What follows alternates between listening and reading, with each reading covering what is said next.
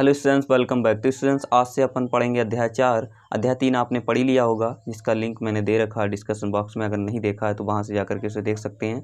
तो अध्याय 4 हमारा है जनन स्वास्थ्य, यानी कि रिप्रोडक्टिव हेल्थ के बारे में इसमें पढ़ाया जाएगा आपको।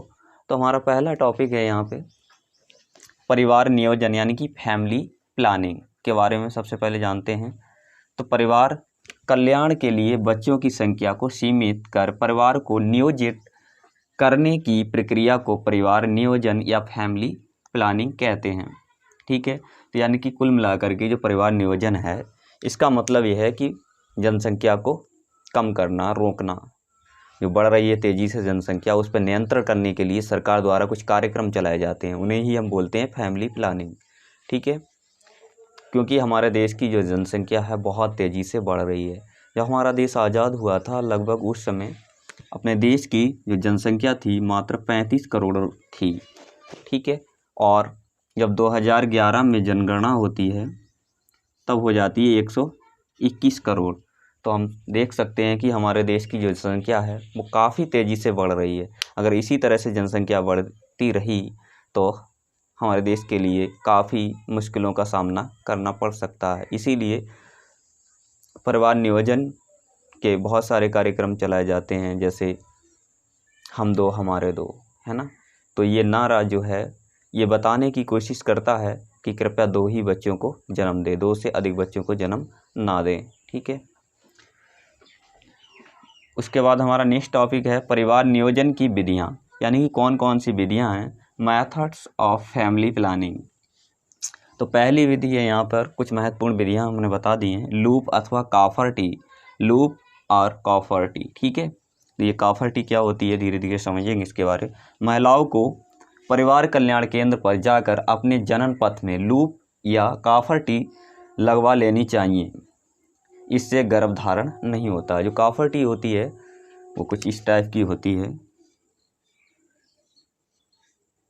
तो महिलाओं के गर्भाशय में इस काफर-टी का लगा दिया जाता है, यानी कि ये तांबा मोचक इसे बोलते हैं। ठीक है, तो ये काफर-टी का ही एग्जाम्पल है, ये IUD।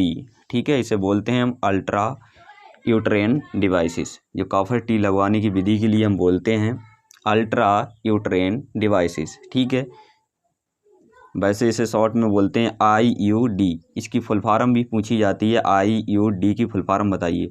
तो इसकी फुल फॉर्म है अल्ट्रा यूट्रेन डिवाइसेस। ठीक है, तो ये महिलाओं के गर्भाशय में इसको लगाया जाता है। इससे क्या होगा, जब स्पर्म्स चल करके गर्भाशय में पहुंचता है तो इससे काफर से जैसे ही टकराएगा तो ये निष्क्रिय हो जाएगा, जिसकी वजह से क्या होगा, युग्मनज नहीं बनेगा। जब युग्मनज नहीं बनेगा तो क्या होगा, भ्रूण का निर्माण नहीं होगा। ठीक है, तो भ्रूण का निर्माण नहीं होगा तो संतान उत्पन्न नहीं होगी। ठीक है, तो काफर सी मतलब जो टी है वो किस प्रकार की दिखती है आप चित्र में देख रहे होंगे। और इसी का जिसे हम बोलते हैं काफर आयन, जो काफर टी होती है वो काफर आयन को रिलीज करती है। ठीक है, और इसके काफर टी है और काफर 7 है और टी लोड जिसे बोलते हैं 375। ठीक है, तो ये सारे एग्जाम्पल हैं किसके, काफर आयन की। ठीक है, तो काफर आयन की एग्जाम्पल पूछे जाएं तो काफर टी है, काफर 7 है और मल्टी लोड 375, ये काफर आयन के एग्जाम्पल हैं। और इसका एक अगला हार्मोन्स रिलीजिंग वाले जो चीज़ें होती हैं जिसके द्वारा हार्मोन्स रिलीज किए जाते हैं, उनके एग्जाम्पल हैं। जो कि काफर टी का काम क्या होता है, शुक्राणु को निष्क्रिय कर देती हैं। मतलब ये सारी चीज़ें क्या करेंगी, काफर टी है, काफर 7 है, ये शुक्राणु को निष्क्रिय कर देते हैं, जिससे गर्भधारण नहीं होता है। ठीक है, और IUD के कुछ और एग्जाम्पल हैं। मतलब 2 तरह की चीज़ें होती हैं, जो एक होता है जो हार्मोन को रिलीज करते हैं। ठीक है, हार्मोन रिलीजिंग, तो इसका एग्जाम्पल है LNG-20। ठीक है, और दूसरा है प्रोजेस्टोजर्ज। ठीक है, तो ये क्या करेंगे, भ्रूण को अंतर्रोपण होने नहीं देते। जो गर्भाशय में भ्रूण जहाँ पर अंतर्रोपण होता है उसे होने। अब नेक्स्ट है हमारा निरोध, यानी कि कॉन्डोम्स। लैंगिक संपर्क के समय पुरुष को निरोध का प्रयोग करना चाहिए। जो कॉन्डोम होता है वो पॉलीयूरेथेन का बना होता है। ठीक है, तो जो कॉन्डोम है वो मेल के द्वारा प्रयोग किया जाता है। मेल का जो पेनिस होता है उसके ऊपर ये जो कंडोम होता है वो एक थैली नामक संरचना होती है, वो थैली की कवरिंग मतलब पेनिस के ऊपर की जाती है, जिससे क्या होता है जो नर के स्पर्म होते हैं वो उसके अंदर फंस जाते हैं। इससे क्या होता है गर्भधारण नहीं होता है। ठीक है। उसके बाद है गर्भ निरोधक औषधियाँ, यानी कि जो कुछ गोलियाँ होती हैं जिसके द्वारा भी गर्भधारण नहीं होता है, जो स्त्रियों के द्वारा प्रयोग में लाई जाती हैं। गोलियाँ कौन कौन सी हैं, जैसे मालाडी है और सहेली है। ठीक है। तो ये लगभग महीने भर प्रयोग की जाती है मालाडी प्रतिदिन, और जो सहेली होती है वो भी सप्ताह में एक बार प्रयोग में लाई जाती है। ठीक है। उसके बाद है शल्य क्रियात्मक विधियाँ।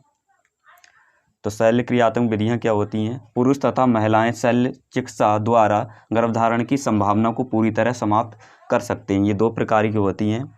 फर्स्ट है नसबंदी। ठीक है, वास्टोमी। इसमें पुरुषों की शुक्रवाहिनी को काट कर बांध दिया जाता है, जिससे शुक्राणु बाहर नहीं आते हैं। यानी कि पुरुष का जो वास डिफरेंस नाम की जो नली होती है उसके लिए क्या कर दिया जाता है, कट करके टाइट कर दिया जाता है, जैसा आप चित्र में देख रहे होंगे।